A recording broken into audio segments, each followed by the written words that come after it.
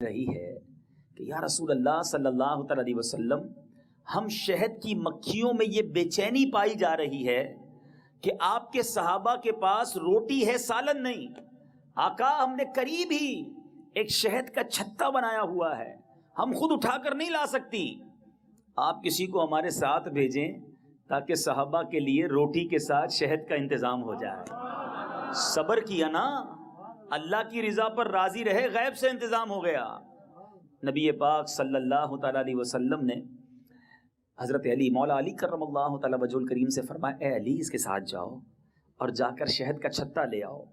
مولا علی کرم اللہ تعالی وجہ الکریم اس کے پیچھے پیچھے گئے، ایک غار میں وہ چلی گئی، وہاں شہد کا چھتا موجود تھا، آپ لے کر آئے۔ تھوڑی دیر پہلے جو صحابہ خالی روٹی کھا رہے تھے، اب میٹھا میٹھا شہد بھی روٹی کے ساتھ کھانے لگ گئے۔ پھر شہد کی مکھی نبی پاک علیہ الصلوۃ والسلام کے مبارک کانوں کے پاس بھنبھنانے لگی۔ صحابی رسول رضی اللہ تعالیٰ عنہ پوچھتے ہیں، آقا اب کیا کہہ رہی ہے؟ پیارے آقا نے فرمایا، میں نے اس سے سوال کیا ہے، اس کا جواب دے رہی ہے۔ ایک اور کمال مصطفیٰ دیکھو، پہلے آقا علیہ الصلوۃ والسلام کے بارے میں سنا کہ اس کی بولی سمجھ رہے ہیں، ایک اور کمال یہ ہے کہ میرے آقا اس سے باتیں بھی کر رہے ہیں، اس کو سمجھا بھی رہے ہیں۔ میرے آقا فرماتے، میں نے سوال کیا، اس کا جواب دے رہی ہے۔ سوال یہ کیا کہ بتاؤ تو صحیح، شہد بناتی کیسے ہو؟ عرض کرتی، یا رسول اللہ صلی اللہ تعالی علیہ وسلم، ہم بیابانوں میں، باغات میں چلی جاتی ہیں، پھولوں کا رس چوستی ہیں اور پھر ان پھولوں کے رس سے ہم شہد بناتی ہیں۔ نبی پاک علیہ الصلوۃ والسلام نے فرمایا، پھولوں کا رس تو کڑوا بھی ہوتا ہے، پھیکا بھی ہوتا ہے، بد مزہ بھی ہوتا ہے، شہد تو بڑا میٹھا ہوتا ہے۔ یہ کڑوا پھیکا رس شہد جیسا کیسے بن جاتا ہے، میٹھا کیسے ہو جاتا ہے؟ اچھا، یہ ایکسپیرینس، یہ تجربہ آپ کو بھی ہوا ہوگا۔ کبھی آپ گلاب کی پتی منہ میں ڈالیں تو وہ تو کھا لی جا سکتی ہے، لیکن موتیا، چمبیلی یا دیگر پھول کھائیں تو وہ نہیں کھائے جا سکتے، بڑے کڑوے ہوتے ہیں۔ اور شہد تو اتنا میٹھا ہوتا ہے کہ نام لو تو منہ میٹھا ہو جاتا ہے۔ یہ فرق کڑوا میٹھا کیسے ہو گیا؟ سنو، نبی پاک علیہ الصلوۃ والسلام کو وہ مکھی کیا جواب دیتی ہے۔ کچھ عرصہ پہلے مدنی قافلے میں آسٹریلیا جانے کا موقع ملا۔ جب ہم سڈنی گئے تو سڈنی میں ایک اسلامی بھائی کا بہت بڑا فارم ہاؤس تھا۔ جب ہم وہاں گئے تو وہاں وہ شہد کی فارمنگ کرتے تھے، تو میں نے ان سے سوال کیا کہ یہ بتائیں، یہ شہد کا چھتا بنتا کیسے ہے؟ تو انہوں نے کیا بات بتائی تھی، بعد میں بتاؤں گا، پہلے بتاتا ہوں 1400 سال پہلے مکھی نے نبی پاک سے کیا عرض کیا تھا۔ عرض کرتی، یا رسول اللہ، ہم جب پھولوں کا رس چوسنے جو جاتی ہے نا، ہمارے ساتھ ایک لیڈر ہوتا ہے، ایک میر کاروان ہوتا ہے، گروپ لیڈر ہوتا ہے۔ یہ بات اس نے 1450 سال پہلے بتائی، سائنس آج پہنچی ہے۔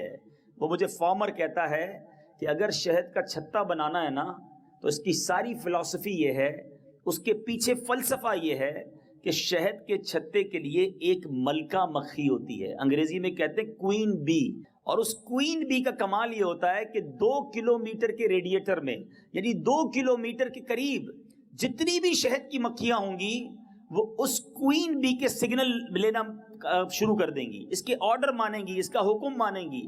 وہ کہتا ہے میں اور کچھ نہیں کرنا ہوتا، ہم ملکہ مکھی لا کر چھتے میں چھوڑتے ہیں، خود بخود شہد کی مکھیاں آنا شروع ہو جاتی ہیں، اس کی بات مان کر پھولوں کا رس لانا شروع کرتی ہیں، شہد بننا شروع ہو جاتا ہے۔ یہ آج سائنس کہتی ہے، ٹھیک ہے؟ اس مکھی نے کہا تھا، یا رسول اللہ، ہم جب پھولوں کا رس چوسنے جاتے ہیں نا، ہمارا ایک لیڈر ہوتا ہے، ہمارا امیر ہوتا ہے، ہم جب یہ کڑوا پھیکا بد مزہ رس چوس لیتے ہیں، ہم ساری مکھیاں آپ پر درود پڑتی ہیں۔ یا رسول اللہ، اور کوئی کمال نہیں، یہ پھولوں کا پھیکا کڑوا بد مزہ رس جو ہے، آپ پر درود پاک پڑھنے کی برکت سے شہد جیسا میٹھا ہو جاتا ہے۔ آج سائنس کہتی ہے شہد میں ہر مرض کی دوا ہے، سائنس کہتی ہے اس سے اچھی خوراک کوئی نہیں ہے۔ ارے جو خوراک، جو چیز بنتی ہی درود پاک کی برکت سے ہو، تو وہ کیوں نہ شفا ہوگی، اس میں کیوں نہ برکتیں ہوں گی؟ اے میرے بیٹے اور پیارے اسلامی بھائیوں، اب یہ واقعہ تو آپ نے سنا، ایمان بھی تازہ ہوا، لیکن علماء کی کیا شان ہے، اس واقعے سے ہمارے لیے کتنے پیارے مدنی پھول عطا کیے۔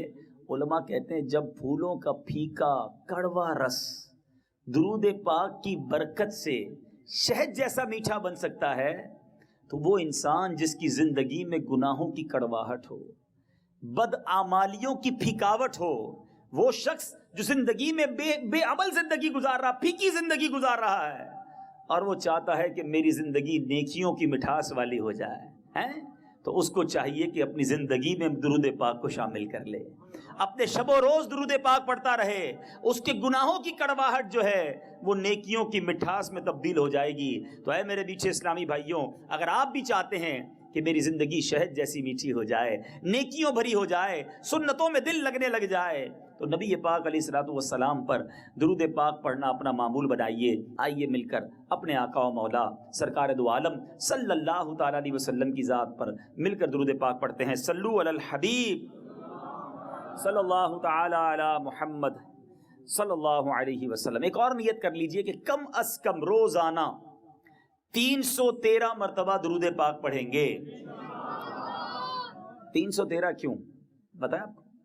اصحاب بدر جو تھے نا، جنہوں نے نبی پاک علیہ الصلوۃ والسلام کے ساتھ بدر کے میدان میں، یہ وہ تاریخی واقعہ ہے، ہمارے بچوں کو، ہمارے نوجوانوں کو پتہ ہونا چاہیے۔ بہت سارے بیٹلز، بہت سارے مارکے ہوئے ہیں، مگر جو مارکہ بدر ہے، غزوہ بدر ہے، وہ ایسا شاندار مارکہ ہے کہ نبی پاک نے ایک تاریخی دعا کی تھی بدر کی رات۔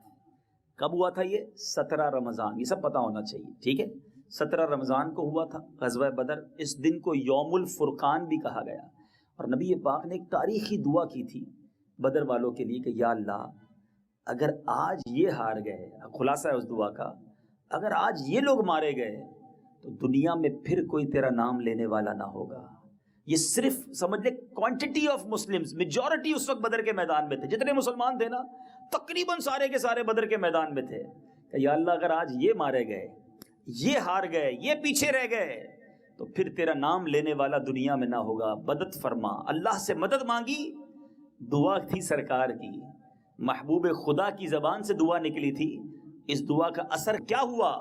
اللہ تبارک و تعالیٰ نے بدر کے دن فرشتوں کی فوج کے ذریعے سے مسلمانوں کی مدد فرمائی۔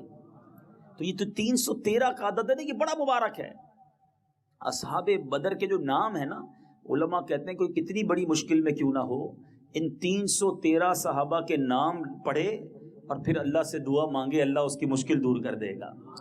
تو ہمیں اس عدد سے بڑا پیار ہے، اور علماء کہتے ہیں جو 313 بار کم از کم درود پاک روزانہ پڑھ لے، وہ کثرت کے ساتھ درود پاک پڑھنے والوں میں شامل ہو جاتا ہے۔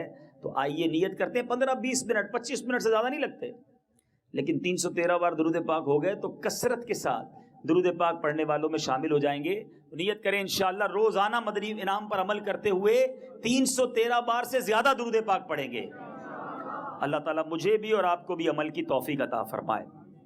میرے پیچھے اسلامی بھائیوں، آج میں اللہ کے کچھ نیک بندوں، عظیم ہستیوں کی سیرت کا ایک بڑا منفرد اور بڑا نرالا پہلو آپ کے سامنے بیان کروں گا۔ سب سے پہلے بات کریں گے اس ہستی کی جنہوں نے زندگی بڑی غربت میں گزاری۔ غربت کا عالم یہ تھا کہ بھوکے رہتے تھے، پہننے کو بعض اوقات پورے کپڑے نہ ہوتے تھے، لیکن پیارے آقا کی قربت کا عالم یہ تھا، نبی پاک کی بارگاہ سے علم لینے کے شوق کا عالم یہ تھا کہ ایک بار سرور کائنات صلی اللہ تعالیٰ علیہ وسلم کی بارگاہ میں آئے اور عرض کی یا رسول اللہ صلی اللہ تعالیٰ علیہ وسلم، خلاصہ عرض کر رہا ہوں، میں جو بھی سنتا ہوں، یاد کرتا ہوں، بھول جاتا ہوں، مجھے یاد نہیں ہوتا۔ بڑی عجیب بات ہے، دنیا میں آپ نے یہ تو سنا ہوگا کوئی کپڑے مانگنے آئے اسے کپڑے دیے جا سکتے ہیں، کوئی پیسے مانگنے آئے اسے پیسے دیے جا سکتے ہیں، کوئی کھانا لینے آئے اسے کھانا دیا جا سکتا ہے۔ یادداشت تو دینے والی چیز نہیں ہے نا، یہ کیسے دی جا سکتی ہے؟ حافظہ، ریممبرنس۔ نبی پاک سے کہتے ہیں حضور مجھے یاد نہیں ہوتا۔ پیارے آقا نے کیا کیا، سبحان اللہ۔ اور یہ صحابہ کا عقیدہ دیکھو، جو چاہیے ہوتا سرکار کے قدموں میں آ جاتے تھے۔ اعلیٰ حضرت لکھتے ہیں نا، واہ کیا جود و کرم ہے شہ بطحا تیرا، نہیں سنتا ہی نہیں مانگنے والا تیرا۔ کہتے یا رسول اللہ یاد نہیں ہوتا۔ پیارے آقا نے فرمایا چادر پھیلاؤ۔ ان صحابی نے اپنی چادر پھیلائی، پیارے آقا نے بند مٹھی میری چادر میں ڈال دی، نظر کچھ نہیں آیا۔ نبی پاک نے فرمایا سینے سے لگا لو۔ نبی پاک کا حکم تھا، کہتے میں نے سینے سے لگا لیا۔ اس کے بعد وہ دن ہے، آج کا دن ہے، جو سنتا ہوں سب یاد ہو جاتا ہے۔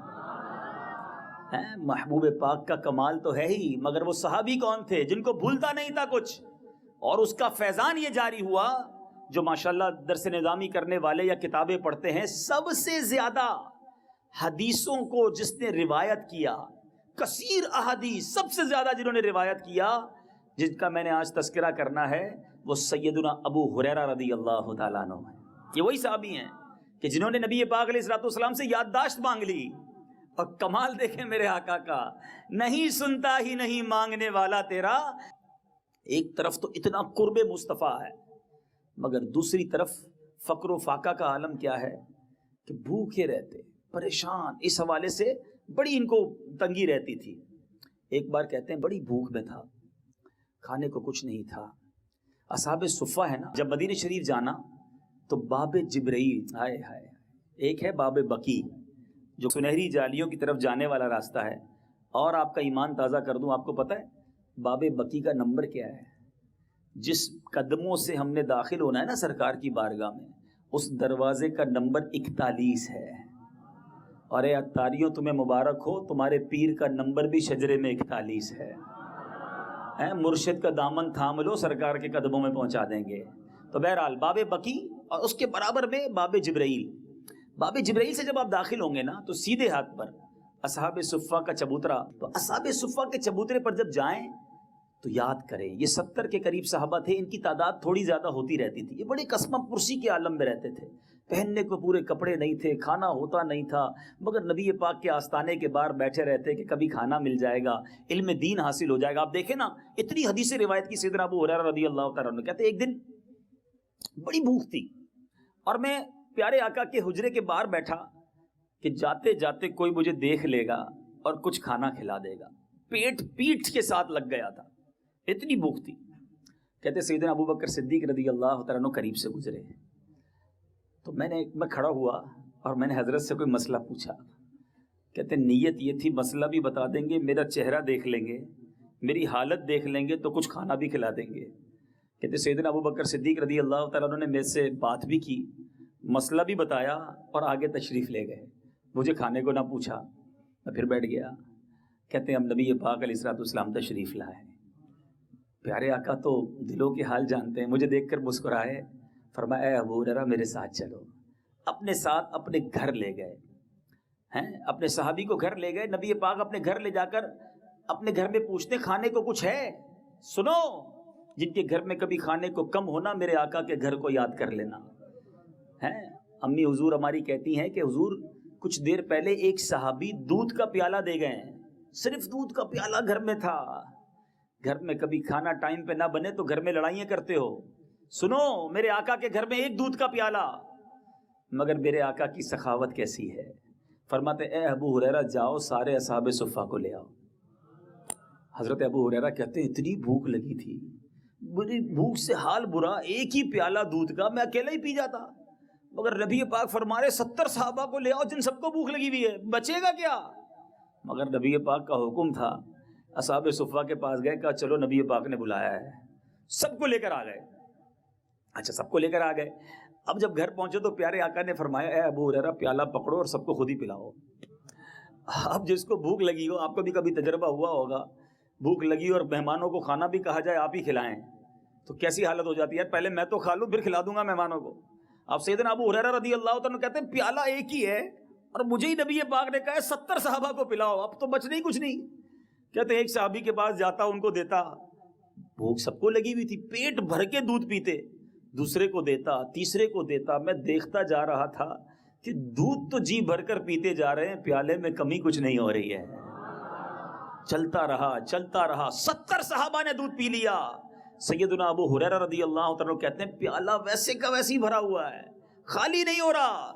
نبی پاک نے پھر وہ پیالہ مجھے دیا کہ اے ابو ہریرہ اب پیو۔ کہتے بھوک بھی بڑی تھی، ضرورت بھی بڑی تھی، اور پنجابی وچ کہتے نا رچ کے پیا، کہتے جی بھر کے میں نے پیالہ پیا۔ پیارے آقا کہتے ہیں ابو ہریرہ اور پیو، پھر منہ لگایا، پھر پیا۔ نبی پاک نے فرمایا ابو ہریرہ اور پیو، کہتے تیسری بار بھی پیا۔ سرکار دو عالم صلی اللہ علیہ وسلم فرمایا ابو ہریرہ اور پیو، کہتے یا رسول اللہ اب جگہ نہیں ہے، میں فل ہو گیا۔ نبی پاک نے وہ پیالہ لیا، بسم اللہ شریف پڑھی اور میرے آقا نے وہ دودھ خود پی لیا، پورا پیالہ خالی کر دیا، نبی پاک نے نوش فرما لیا۔ یہ ایک معجزہ ہے میرے آقا کا، مگر کمال بھی یہ ہے کہ سیدنا ابو ہریرہ رضی اللہ تعالیٰ عنہ سے میرے آقا کو محبت کتنی، اور سبحان اللہ کمال اعلیٰ حضرت یہ ہے کہ جہاں نبی پاک علیہ الصلوۃ والسلام کا کوئی کمال ہوتا ہے وہاں قلم رضا خاموش نہیں رہتا۔ کتنا پیارا شعر لکھتے ہیں، بلکہ گویا سیدنا ابو ہریرہ رضی اللہ تعالیٰ عنہ سے بات کرتے ہوئے، عرض کرتے ہوئے امام عشق و محبت اعلیٰ حضرت لکھتے ہیں، کیوں جناب ابو ہریرہ تھا وہ کیسا جام شیر، کہ اے ابو ہریرہ ذرا بتاؤ تو صحیح ہمیں بھی وہ دودھ کا پیالہ تھا کیسا، کیوں جناب ابو ہریرہ تھا وہ کیسا جام شیر، جس سے 70 صاحبوں کا دودھ سے منہ پھر گیا۔ 70 صحابہ نے دودھ پی لیا مگر وہ جام شیر بھرا رہا۔ اب حضرت ابو ہریرہ رضی اللہ تعالیٰ عنہ کا میں مقام بیان کرنا چاہ رہا تھا، اتنا قرب مصطفیٰ ہے، مگر آپ کی سیرت کا ایک اور بڑا انوکھا، بڑا امیزنگ پہلو ہے، آپ اپنی والدہ محترمہ سے بڑی محبت کرتے ہیں، اپنی والدہ کی بڑی خدمت کرتے۔ آپ کے بارے میں آتا ہے کہ آپ سرکار علیہ الصلوۃ والسلام کی بارگاہ میں حاضر تو ہوتے مگر اپنی بوڑھی ماں کی بڑی خدمت کرتے، بے حد محبت کرتے۔ ان کو یہ احساس تھا کہ ماں جوانی میں بیوہ ہو گئی ہے، ماں کی خدمت کرتے رہتے۔ اب جب خود ایمان لائے نا، آپ کی والدہ نے آپ کا ساتھ نہیں دیا، وہ اسلام نہیں لائی، پرانے زمانے کے خیالات تھے، پرانے دین پر قائم تھی، کوشش کرتے رہتے، سمجھاتے رہتے، ماں ایمان نہیں لاتی تھی۔ ایک بار اپنی ماں سے جو ہے وہ عرض کی، پھر ایمان لانے کی، اسلام کے بارے میں کچھ کہا، تو ماں نے اسلام کے بارے میں اور پیارے آقا علیہ الصلوۃ والسلام کے بارے میں کچھ اچھے کلمات نہیں کہے ہیں، رسپانس پراپر نہیں دیا۔ آپ کو بڑا صدمہ ہوا۔ اب ایک ایسا دورایہ آ گیا، ایک طرف ماں کی محبت تھی، ایک طرف رسول پاک کی محبت تھی۔ روتے ہوئے پیارے آقا کی بارگاہ میں حاضر ہوئے، عرض کی یا رسول اللہ صلی اللہ تعالی وسلم دعا کیجئے کہ اللہ تبارک و تعالی ابو ہریرہ کی ماں کو ہدایت عطا فرمائے۔ نبی پاک علیہ الصلوۃ والسلام نے ہاتھ اٹھائے، اللہم اہدی ام ابی ہریرہ، کہ اے اللہ ابو ہریرہ کی ماں کو ہدایت عطا فرما۔ حضرت ابو ہریرہ کا ایمان تھا، میرے آقا نے دعا کر دی ہے، اب کام ہو جائے گا۔ گھر آئے، جب گھر آئے تو والدہ غسل فرما رہی تھی، آپ غسل خانے کے باہر کھڑے ہو گئے، انتظار کر رہے ہیں۔ ماں جیسے ہی غسل کر کے باہر آئی، باہر آتے ہی ماں کہتی ہے، انی اشہد ان لا الہ الا اللہ وان محمد عبدہ ورسولہ صلی اللہ علیہ وسلم، میں گواہی دیتی ہوں کہ اللہ کے سوا کوئی عبادت کے لائق نہیں، اور گواہی دیتی ہوں محمد صلی اللہ تعالی علیہ وسلم اللہ کے بندے اور رسول ہیں۔ گویا ماں نے ایمان قبول کر لیا۔ حضرت ابو ہریرہ کی تو خوشی کا ٹھکانہ نہیں رہا کہ میری ماں نے ایمان قبول کر لیا، دوڑتے ہوئے خوشی خوشی نبی پاک کی بارگاہ میں آئے، کہا یا رسول اللہ ماں نے ایمان قبول کر لیا ہے۔ اچھا اب دیکھو ماں سے محبت کیسی تھی، کہتے یا رسول اللہ اب ایک اور دعا کر دیجئے، اب یہ دعا یہ کر دیجئے کہ اللہ تبارک و تعالیٰ سب مومنین اور مومنات کے دل میں میری اور میری ماں کی محبت پیدا کرے۔ پیارے آقا علیہ الصلوۃ والسلام نے یہ بھی دعا کر دی کہ یا اللہ ابو ہریرہ کی اور اس کی ماں کی محبت تمام مومنین اور مومنات کے دل میں داخل کر دے۔ اے میرے میٹھے اسلامی بھائیوں، اس کا اثر یہ ہوا، کتابوں میں لکھا کہ جو بھی اس دعا کے بارے میں سنتا ہے وہ حضرت ابو ہریرہ سے اور ان کی والدہ سے محبت کرنے والوں میں ہو جاتا ہے۔ اور حضرت ابو ہریرہ نے بھی یہ دعا کی کہ یا اللہ جو میری اور میری ماں کی مغفرت کی دعا کرے تو بھی اس کی مغفرت فرما دے۔ اب ہم بھی دعا کرتے ہیں کہ یا اللہ سیدنا ابو ہریرہ اور ان کی والدہ کی مغفرت فرما، ان کے درجات کو بلند فرما، اور ہمیں بھی اپنی والدہ سے محبت عطا فرما۔ اس روایت سے سیکھنے کو کیا ملا؟ اتنا بڑا مرتبہ ہے، سرکار کی بارگاہ میں اس قدر مقام ہے، مگر ماں سے محبت کا حال کیا ہے؟ ماں کی خدمت کیسی کرتے؟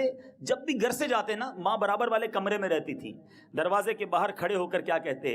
السلام علیکم یا امتا ورحمۃ اللہ وبرکاتہ، اے میری ماں اللہ کی آپ پر سلامتی رحمتیں اور برکتیں ہوں، تو ماں اندر سے جواب دیتی وعلیکم یا ابنی ورحمت اللہ وبرکاتہ، اے میرے فرزند تجھ پر بھی اللہ کی رحمتیں اور سلامتی ہو۔ ماں سے بڑی محبت کرتے، ہمیشہ خدمت کرتے، بوڑھی ماں تھی، خدمت کی ضرورت تھی، حج کو بھی نہیں جاتے تھے۔ ایک دن نبی پاک علیہ الصلوۃ والسلام کی بارگاہ میں سیدنا ابو ہریرہ کچھ صحابہ کے ساتھ پہنچے۔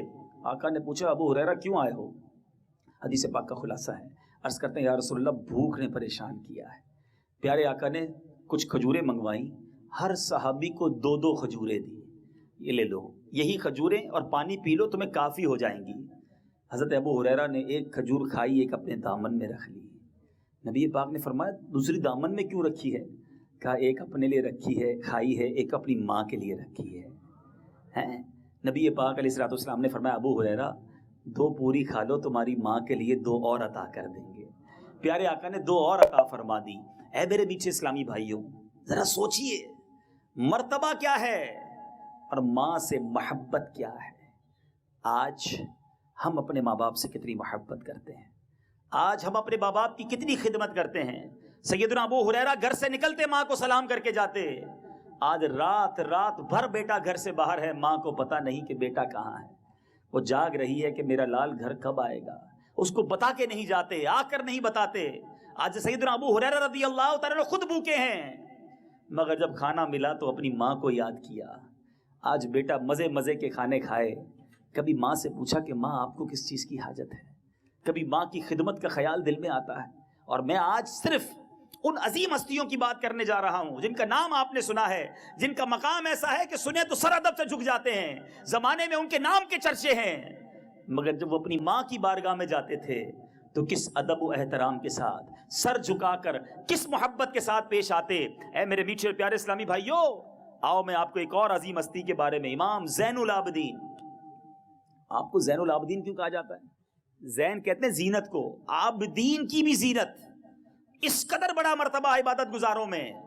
آپ کے بارے میں آتا ہے سیدنا زین العابدین کے ساتھ کسی نے عرض کی کہ حضور آپ لوگوں کے ساتھ بڑا حسن سلوک کرنے والے ہیں، لیکن جب اب آپ کو اپنی والدہ کے ساتھ برتن میں دیکھتے ہیں کھانا کھاتے ہوئے تو آپ ان کے ساتھ برتن میں نہیں کھاتے، اس کی کیا وجہ ہے؟ جب والدہ فارغ ہو جاتی ہے پھر آپ کھاتے ہیں۔ سنو عابدین کے امام کیا کہتے ہیں، کہتے ہیں کہ میں اس بات سے ڈرتا ہوں ماں کے ساتھ کھاتے میں کہ میرا ہاتھ اس چیز کی طرف سبقت نہ لے جائے جس چیز کی طرف میری ماں کی نظر سبقت لے جا چکی ہے کہ ماں نے کوئی نوالا پسند کر لیا ہے، کھانے کا کوئی حصہ اسے اچھا لگ رہا ہے، وہ اٹھائے اس سے پہلے میں نہ اٹھا لوں، اس لیے میں انتظار کرتا ہوں کہ پہلے ماں کھا لے اس کے بعد میں کھانا کھاؤں۔ اور آج ہماری ماں کیا کرتی ہے؟ سچ بتاؤ، میں اپنی بات کرتا ہوں، آپ اپنی بات سوچیں۔ آپ کی اتنی زندگی ہو گئی، جن کی مائیں زندہ ہیں نا اور جو چلی گئی ہیں، غور کرو، جب گھر میں دسترخوان لگتا ہے تو ماں کیا کہتی ہے؟ بیٹا آپ کھا لیں، گرم گرم روٹیاں ہمیں دیتی ہے، گرم سالن نکال کے دیتی ہے، خود نہیں بیٹھتی کھانے کے لیے، خود خدمت کرتی رہتی ہے۔ مجھے تو یاد نہیں پڑتا کہ آج تک کبھی امی نے یہ کہا ہو کہ آج میں نے اپنی پسند کی چیز بنائی ہے۔ جب بھی کھانا بنایا بیٹے کی پسند کا بنایا، بیٹی کی پسند کا بنایا، ہمارے والد کی پسند کا بنایا، اور خود کیا کھایا؟ غور کیجیے، خود کب کھایا؟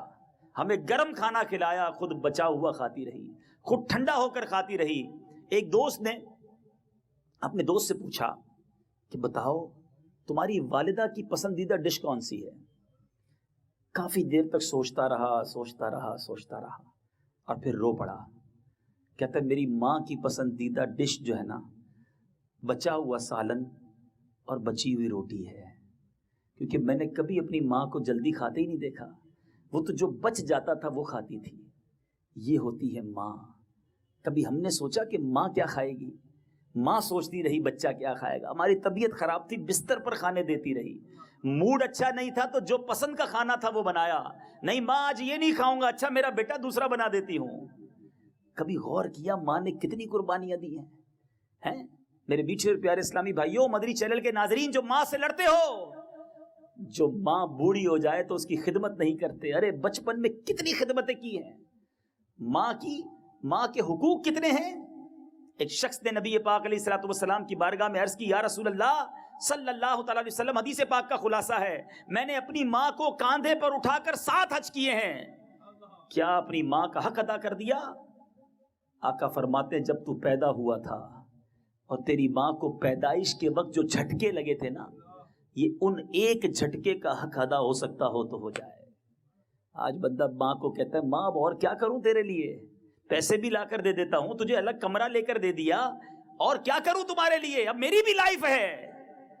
توبہ توبہ توبہ، جن ماں باپ نے ہماری اتنی خدمت کی ان سے یوں بات کی جاتی ہے، ان کو یہ رپلائی دیا جاتا ہے ارے بچپن میں کتنی تکلیفیں اٹھائیں ہمارے ماں باپ نے ہمارے لیے، مگر آج ہم ان کے لیے کوئی خدمت کرنے کے لیے تیار نہیں ہے۔ آج میں ان ہستیوں کی بات کر رہا ہوں کہ زمانہ جن کے چرچے کھاتا ہے، جن کے زمانے میں بڑا نام تھا، مگر آؤ میں بتاتا ہوں کہ ماں کے ساتھ وہ کیسے تھے۔ حضرت امام اعظم ابو حنیفہ رضی اللہ تعالیٰ عنہ کروڑوں حنفیوں کے امام ہیں، ارے وہ امام ہیں کہ جن کے شاگرد بھی مجتہد تھے، آپ کے علم کا چرچا تھا، مگر آپ کا حال یہ تھا کہ آپ کی والدہ محترمہ، آپ کے والد آپ کے بچپن میں انتقال کر گئے، آپ کی والدہ مدت تک زندہ رہیں، والدہ کی خوب خدمت کرتے، مگر والدہ کا مزاج تھوڑا سا عجیب تھا۔ والدہ کیا کرتی تھی کہ کوفہ کے اندر ایک مشہور واعظ تھے، مقرر تھے، حضرت امام اعظم سے جب کوئی مسئلہ پوچھنا ہوتا تو کہتی جاؤ عمر بن زر سے پوچھ کر آؤ۔ آپ جب جاتے اس خطیب کے پاس کہ ماں نے مسئلہ پوچھا ہے تو وہ کہتے حضور آپ اتنے بڑے مفتی ہیں، لوگ آپ کا فتویٰ مانتے ہیں، ساری دنیا میں آپ کے فتوے کی دھوم ہے، آپ مجھ سے مسئلہ پوچھنے آئے ہیں؟ کہتے میری ماں کا حکم ہے اس لیے آیا ہوں۔ عمر بن زر کہتے حضور ایسا کریں آپ ہی جواب دے دیں، میں وہی جواب دہرا دیتا ہوں، اب ماں کو جا کے کہہ دیجئے گا کہ عمر بن زر نے جواب دیا ہے۔ امام اعظم یہی کرتے، مسئلہ بھی بیان کرتے، جواب بھی دیتے، عمر بن زر بھی وہی جواب دہراتے، واپس ماں کے پاس آتے، ماں کو کہتے ماں عمر بن زر نے یہی جواب دیا ہے۔ اے میرے میٹھے پیارے اسلامی بھائیوں، ایک بار کیا ہوا سنو، آپ کا ایمان تازہ ہو جائے گا۔ آپ کی والدہ کبھی کبھی اصرار کرتی آج مسئلہ خود جا کر پوچھوں گی، تو آپ کہتے چلو، اپنی والدہ کو لے کر کیسے جاتی؟ آپ کا گھر میلوں دور تھا اس جگہ سے جہاں وہ قاضی جو وائس تھا وہ رہتا تھا۔ امام ابو یوسف کہتے ہیں ایک دن میں نے دیکھا امام اعظم ابو حنیفہ اپنی والدہ کو خچر پر بٹھا کر عمر بن زر کے پاس لے کر جا رہے ہیں تاکہ اس مسئلے پر گفتگو کر سکیں۔ اور میرے میٹھے اور پیارے اسلامی بھائیوں، دنیا جانتی تھی آپ کا مرتبہ کیا ہے، آپ لے کر جاتے، والدہ پردے میں رہ کر مسئلہ پوچھتی، وہ جواب دیتا، آپ اپنی والدہ کو پھر خچر پر بٹھاتے اور والدہ کو گھر تک لاتے۔ ایک موقع پر امام اعظم نے یہ نہ کہا کہ ماں تم جانتی نہیں میں کتنا بڑا مفتی ہوں، ساری دنیا میں میرا فتویٰ چلتا ہے، میں حنفیوں کا امام ہوں اور تم مجھے ایک خطیب کے پاس بھیج رہی ہو، مجھ پر یقین نہیں ہے۔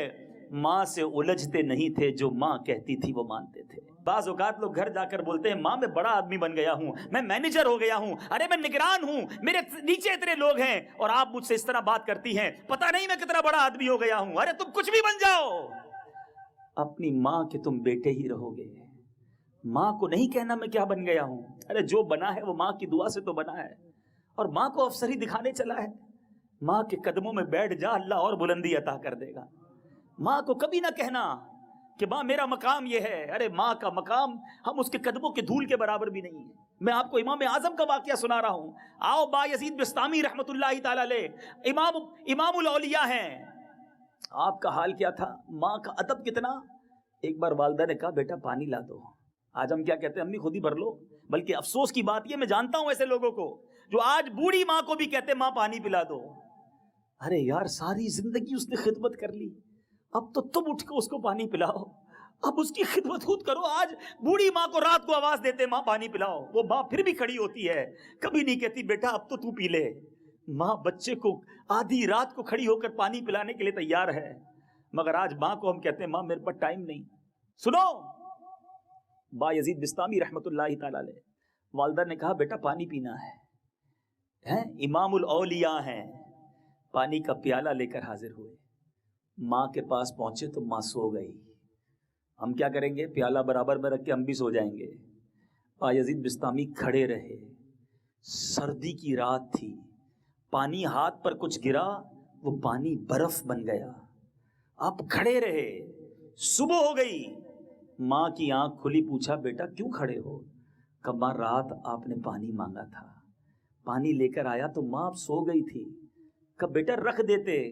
کہا نہ جانے ماں پتہ نہیں کب آپ کی آنکھ کھلتی، آپ کو پانی کی ضرورت ہوتی، بے ادبی ہو جاتی، اب جب گلاس کو ہاتھ سے الگ کیا، چونکہ برف جم چکی تھی، چمڑی بھی ادھر گئی، آپ کے ہاتھ سے خون بہنے لگا۔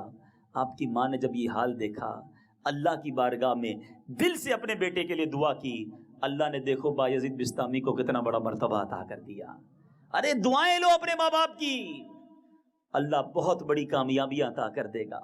جن کو ماں باپ کی دعائیں مل جائیں وہ کبھی ناکام نہیں ہوتے۔ بد نصیب ہیں وہ لوگ جو ماں باپ کا دل دکھاتے ہیں۔ ارے جن کے لیے ماں باپ کڑتے ہیں اور دل سے برا جانتے ہیں، اس بچے کا بننا کیا ہے؟ خدا را اس نعمت کی قدر کر لیجئے۔ اے میرے میٹھے اور پیارے اسلامی بھائیوں، اور کتنے اولیاء کرام کے واقعات سناؤں۔ بایزید بستامی رحمت اللہ تعالی علیہ کے بارے میں آپ نے سنا، سیدنا ابو الحسن خرقانی رحمت اللہ تعالی علیہ اللہ کے بہت بڑے ولی ہیں۔ آپ کی والدہ معذور تھیں۔ اب دو بھائی تھے، ایک رات ایک بھائی عبادت کرتا، ایک رات ایک بھائی ماں کی خدمت کرتا۔ ایک بار حضرت ابو الحسن خرقانی نے اپنے بھائی سے کہا کہ بھائی باری تو آپ کی خدمت کرنے کی ہے، میری باری عبادت کرنے کی ہے، ایسا کرو آج کی رات بھی مجھے ماں کی خدمت کرنے دو اور آپ رب کی عبادت کر لو۔ معذور ماں کی خدمت میں لگ گئے، دوسرا بھائی عبادت میں لگ گیا۔ عبادت کرتے کرتے غیب سے ندا آئی، آواز کیا تھی؟ سنو، ہم نے تمہارے بھائی کے ساتھ تمہیں بھی اس کے طفیل بخش دیا ہے۔ عرض کی الہی عبادت تو میں کر رہا ہوں، سجدے میں کر رہا ہوں، بھائی تو ماں کی خدمت کر رہا ہے، بخشش تو میری اور میرے طفیل بھائی کی ہونی چاہیے تھی۔ سنو غیب سے کیا ندا آئی، ہمیں تیری عبادت کی حاجت نہیں، بلکہ محتاج ماں کی خدمت کرنے والے کی اطاعت ہمارے لیے باعث خوشنودی ہے۔ سنو، ماں باپ جنت ہیں۔ حدیث پاک کا خلاصہ بتاؤں، میرے آقا علیہ الصلوۃ والسلام فرماتے ہیں ماں باپ ہی تیری جنت ہیں، ماں باپ ہی تیری دوزخ ہے۔ ارے ماں باپ جنت بھی ہو گئے، دوزخ بھی ہو گئے، سنو کیسے؟ اس کا مطلب یہ ہے کہ جو ماں باپ کی خدمت کر لے وہ اسے جنت عطا کر دی جاتی ہے، جو ماں باپ کو ناراض کرے اس کو دوزخ دے دی جاتی ہے۔ اب یہ آپ کے اوپر ہے۔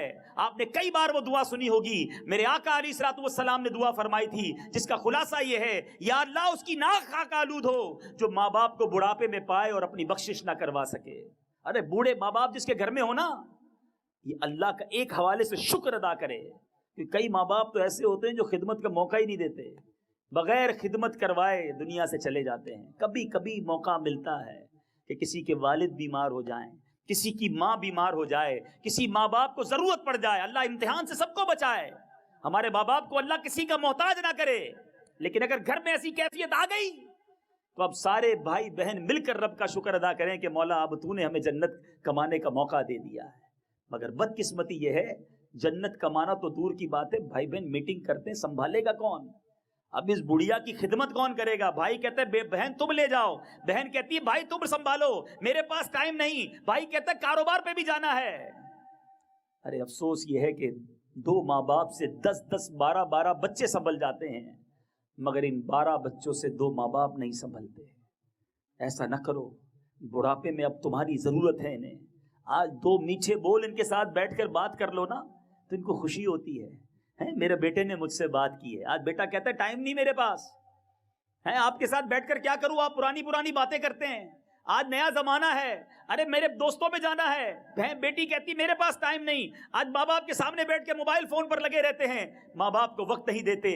ارے یہ وہ لوگ ہیں جب ہمیں بولنا نہیں آتا تھا ہمارے ساتھ بات کیا کرتے تھے، پہلا جملہ بولتے تھے تو ماں خوش ہو جاتی تھی، مگر آج ماں باپ سے بات کرنے کے لیے بیٹا تیار نہیں ہے۔ کبھی کبھی بوڑھے ہو جائے نا، کم سنتے ہیں، سماعت متاثر ہو جاتی ہے، تو کبھی کبھی آپ کو ہوتا ہوگا کہ آپ ابو سے کوئی بات کریں تو کہتے ہیں کیا بولا بیٹا؟ ماں کہتی بیٹا آواز نہیں آئی دوبارہ بولیں، تو بیٹا کہتا ہے ماں آپ کو سمجھ نہیں آتی، الجھتا ہے۔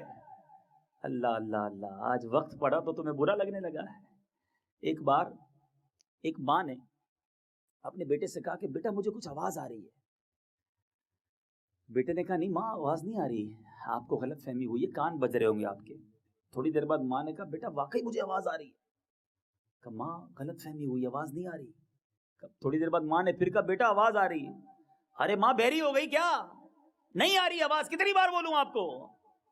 اب ماں مسکرانے لگی، کہا بیٹا ذرا سامنے جا کے صندوق کھولنا۔ جب وہ صندوق کھولا گیا تو اس سے ایک کتاب نکالی، کہا یہ لے کر آؤ۔ جب وہ کتاب آئی تو ماں کیا کہتی ہے؟ کہتی بیٹا اس کتاب کے اندر ایک بار تو نے مجھ سے ایک ہی سوال 70 بار پوچھا تھا، ہر بار میں تیرا منہ چومتی تھی اور تجھے جواب دیتی تھی. آج 3 بار ایک بات میں نے پوچھ لی تو تجھے برا لگ گیا ہے. سوچو، وہ خدمتیں یاد کرو، وہ محبتیں یاد کرو. اور آج اگر ماں باپ موجود ہیں تو ان کی خدمت کر کے دعائیں لے لو. ارے ان کے دل سے دعا نکل جائے. طوفان ٹل جایا کرتے ہیں. اگر آپ بیمار ہیں، قرض دار ہیں، کسی پریشانی کا شکار ہیں، کہیں نہ جاؤ، اپنی ماں باپ کے قدموں میں بیٹھ جاؤ اور کہو ان سے دعا کریں. لیکن بات یہ ہے کہ دل اتنا دکھایا ہوتا ہے، پریشان اتنا کیا ہوتا ہے، بعض اوقات ذلیل اتنا کیا ہوتا ہے کہ پھر ماں باپ کے دل سے بھی دعا نہیں نکلتی. کبھی ایسا نہ کرنا. ارے خدمت اتنی کرو. ایک تو یہ نا میں کہوں ماں باپ دعا کریں، امی دعا کریں، ابو دعا کریں، وہ بیچارے پھر بھی دعا کر دیں گے. لیکن سچی مزہ اس بات کا ہے کہ میں نہ کہوں اور وہ دل سے دعا کریں. خدمت ایسی کروں کہ میری غیر موجودگی میں ماں اور باپ ہاتھ اٹھا کر دعا کریں. ارے اگر یہ دعا کر دیں تو طوفان ٹل جایا کرتے ہیں. کیا ملتا ہے ماں کی دعا سے؟ حضرت موسیٰ علیہ السلام نے اللہ کی بارگاہ میں التجا کی تھی، یا اللہ میرا جنت میں پڑوسی کون ہے؟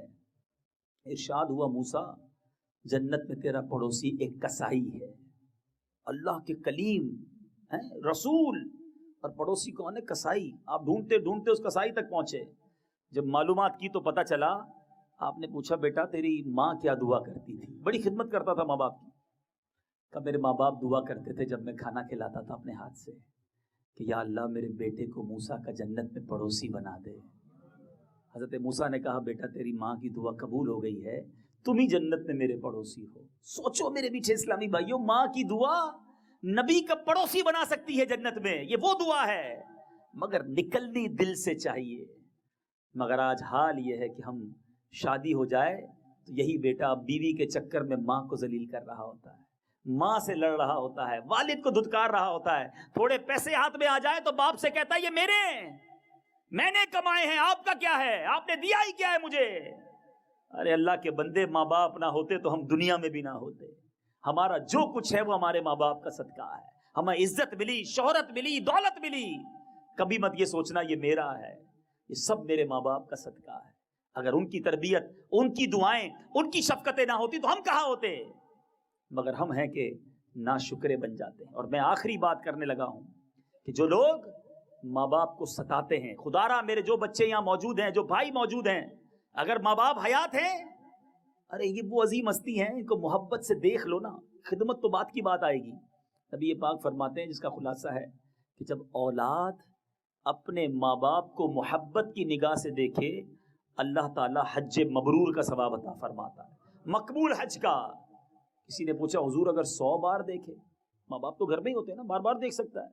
پیارے آقا فرماتے ہیں اللہ بہت بڑا ہے، اللہ پاک ہے، گویا کوئی 100 بار محبت سے دیکھے اللہ 100 حج کا ثواب عطا فرماتا ہے.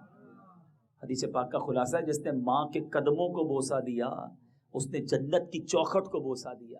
کبھی ماں کی پیشانی پر بوسہ دینا، حدیث کا الفاظ ہیں کہ جس نے ماں کی پیشانی پر بوسہ دیا، یہ بوسہ اس کی اور جہنم کی آگ کے درمیان آڑ بن جائے گا.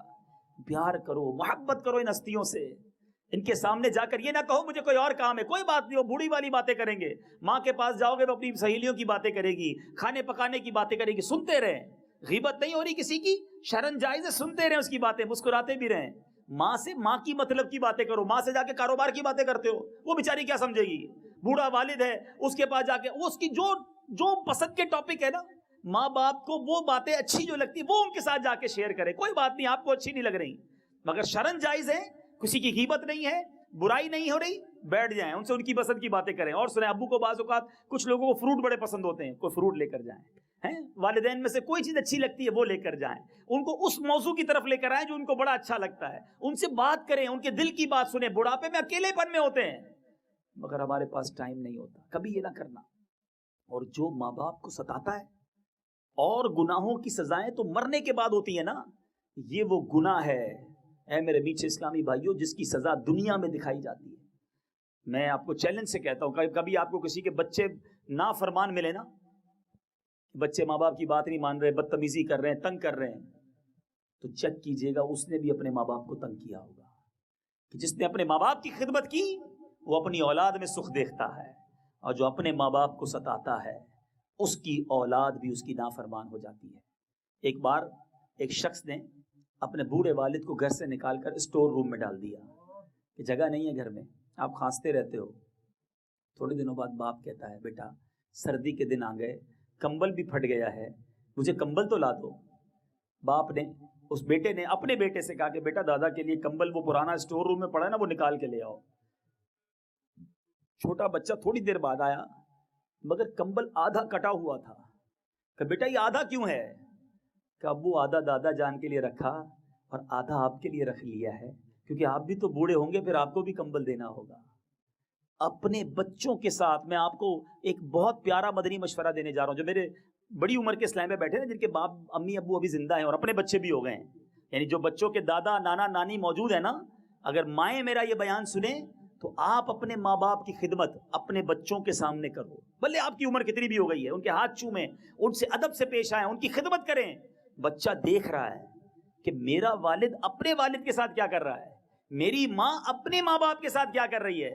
اگر وہ یہ تربیت دیکھے گا کہ یار میرے والد اتنے بڑے ہو کر بھی اپنے والد کے ہاتھ پیر چومتے ہیں, ان کی خدمت کرتے ہیں, ان کے پیر دباتے ہیں, مجھے بھی اپنے والد کی خدمت کرنی چاہیے. یہ وہ تربیت ہے جو پریکٹیکل تربیت ہے. ہوتا یہ ہے کہ آج اپنے بچوں کی موجودگی میں بیٹا اپنے بوڑھے باپ کو برا بھلا کہہ رہا ہوتا ہے, اس کے پیٹھ پیچھے اپنے ماں باپ کی برائی کر رہا ہوتا ہے. یار امی تو ایسے ہی ہیں, والد بوڑھے ہو گئے ہیں, خامخواہ چک چک کرتے رہتے ہیں, جب دیکھو ٹوکتے رہتے ہیں اپنے بیٹے کے سامنے.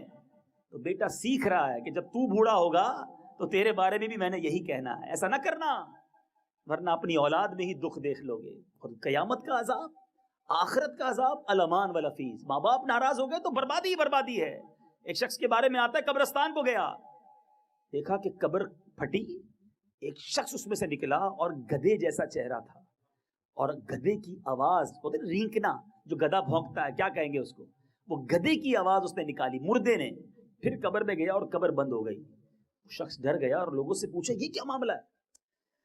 کہا یہ شخص یا بوڑھی عورت بیٹھی ہے, ذرا اس سے پوچھ لو, یہ تمہیں واقعہ بتائے گی. اس بوڑھی عورت کے پاس گئے اور معلوم کیا کہ کیا معاملہ ہے. پتا چلا وہی اس مردے کی ماں تھی. پتا چلا کہ وہ لڑکا شراب پیتا تھا, شراب پی کر گھر آتا تھا, ماں کہتی بیٹا کیوں شراب پیتا ہے, چھوڑ دے, یہ بری عادت ہے. تو ماں سے کہتا تھا کیوں ماں گدھے کی طرح مجھے چیختی ہے, چپ ہو جا. ماں کو یہ کہتا تھا. کہا اس کا عصر کے وقت انتقال ہوا ہے, روزانہ عصر کے وقت اس کی قبر کھلتی ہے, یہ باہر نکلتا ہے, چہرہ گدھے والا ہے اور گدھے کی آواز نکالتا ہے. ارے ماں سے کوئی اس طرح بات کرتا ہے. آج لوگ ماں کو گالیاں دیتے ہیں, آج باپ پہ ہاتھ اٹھاتے ہیں. ارے ایسا بھی دیکھا گیا کہ باپ تک کا قتل کر دیا. ارے اللہ کو منہ نہیں دکھانا. ٹھیک ہے اگر ماں باپ غلطی کر جائیں, ٹھیک ہے وہ بوڑھے ہو گئے, ہم پر کوئی اچھی ہماری پسند کی بات نہ کریں, کبھی ڈانٹ دیں, کبھی ہاتھ اٹھا دیں, کوئی بات نہیں. مجھے میرا رب فرماتا ہے, میرے آقا کے فرامین ہیں, مجھے ان کا ادب کرنا ہے, ان کے اوپر کی بات پر لبیک کہنا ہے. انشاءاللہ آج ماں باپ کی بات پر صبر کر لو, ان کی خدمت کر لو, دنیا میں بھی برکتیں مل جائیں گی, آخرت میں بھی برکتیں مل جائیں گی. کبھی انہیں تنگ نہ کرنا اے میرے میٹھے اسلامی بھائیوں.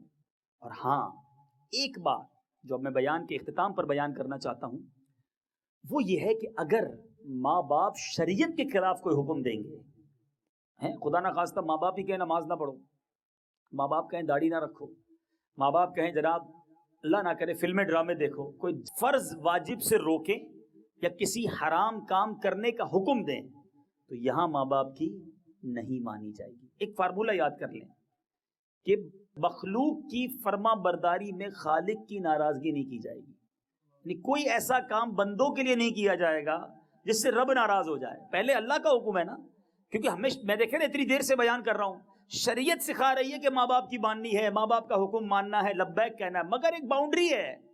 اگر اب ماں باپ حرام کام کا حکم دیں گے تو ماں باپ کی نہیں مانیں گے, اللہ اور اس کے رسول کی مانیں گے.